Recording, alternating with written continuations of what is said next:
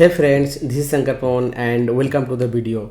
Market capitalisation के बाद हम लोग जिस वैल्यू को सीखने वाले हैं उस वैल्यू का नाम है एंटरप्राइज वैल्यू। देखिए, मार्केट कैपिटलाइजेशन भी एक वैल्यू पे आधारित है, एंटरप्राइज वैल्यू भी वैल्यू पे आधारित है।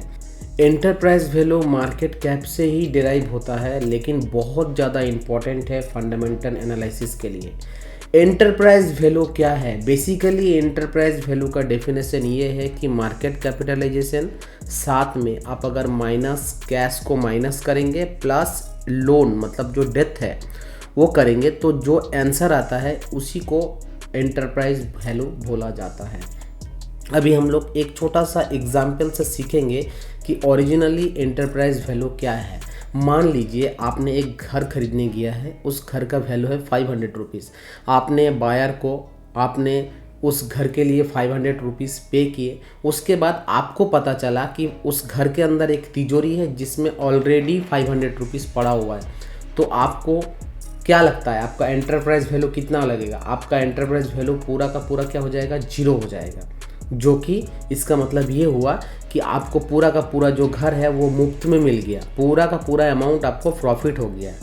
अब उसी घर को आप अगर खरीदने के बाद आपको पता चलेगा कि उस घर में ऑलरेडी 200 रुपया का लोन है, तो आपको उस घर के लिए 500 रुपीज़ ऑलरेडी पहले पे करना था। अभी आपने पे किया कितना? और 200 रुपया, क्योंकि जो कि लोन है मतलब आपको 700 रुपीज़ पे करना पड़ा, जो कि आपको घर का जो वैल्यू है उससे 200 रुपया ज़्यादा आपको पे करना पड़ा। तो इसी जो वैल्यू को, हिडन वैल्यू को हम लोग डिराइव करता है किसके द्वारा? एंटरप्राइज वैल्यू के द्वारा।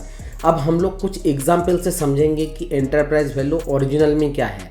आपको स्क्रीन में दिख रहा होगा कि जो कि एल्युमिनियम, नेशनल एल्युमिनियम कंपनी आपको दिख रहा है, जो कि जिसका मार्केट कैपिटलाइजेशन है 65,136.15 करोड़ का है, जिसका एंटरप्राइज वैल्यू जो है वो 59,833.64 करोड़ का है। आप बोलोगे कि कम कैसे हो गया? एक 65,000 करोड़ का कंपनी है जहां पे आपको सिर्फ 59,000 करोड़ कम दिख रहा है आपको एंटरप्राइज वैल्यू। ये कम क्यों दिख रहा है? ये कम इसीलिए दिख रहा है क्योंकि उस कंपनी के अंदर में आप देखेंगे 5,426.73 करोड़ कैश रखा हुआ है, जो कि मैं एग्जाम्पल से बताया। मतलब 65,000 करोड़ का कंपनी है, 5,000 करोड़ का ऑलरेडी उसके पास कैश पड़ा हुआ है। तो आप अगर उसको माइनस करोगे तो आपको एंटरप्राइज वैल्यू कम दिखेगा। लेकिन उसी जगह मैं एक दूसरा कंपनी का बात कर रहा हूँ, Galada power and telecommunication private limited. आप अगर देखेंगे, आपको जो मैं 3 वेबसाइट के बारे में बताया उसमें जाके आप देखेंगे तो उसका नाम है, स्टॉक का नाम है गालादा पावर एंड टेलीकम्युनिकेशन लिमिटेड, जिसका मार्केट कैपिटलाइजेशन है 4.18 करोड़ मतलब 4 करोड़ ओनली। आप चाहेंगे तो आपके पास अगर अमाउंट होगा तो 4 करोड़ देके पूरा कंपनी आप खरीद सकते हैं, जिसका नंबर ऑफ शेयर है ओनली 0.89 करोड़ मतलब 89 लाख शेयर ओनली उसका छोड़ा हुआ है, जिसका वैल्यू 4.72 रुपीज़ मतलब 4 रुपया 72 पैसा वैल्यू है।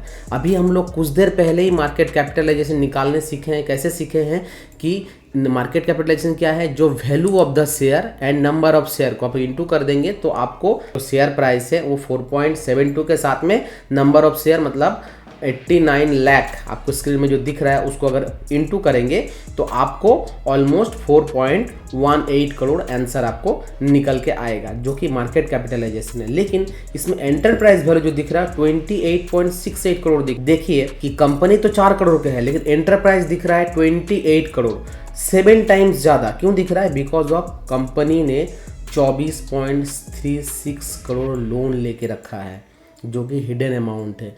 यही मैंने बात बताया उस घर वाले एग्जाम्पल में कि आप अगर कंपनी का लोन लेके बैठा हुआ है, इसके मतलब एंटरप्राइज वैल्यू ज़्यादा दिखेगा।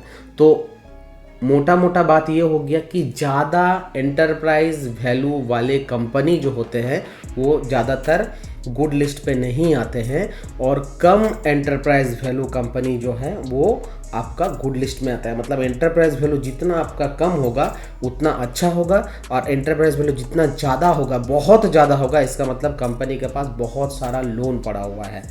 और एंटरप्राइज कम है, इसका मतलब कंपनी के पास बहुत सारा कैश पड़ा हुआ है।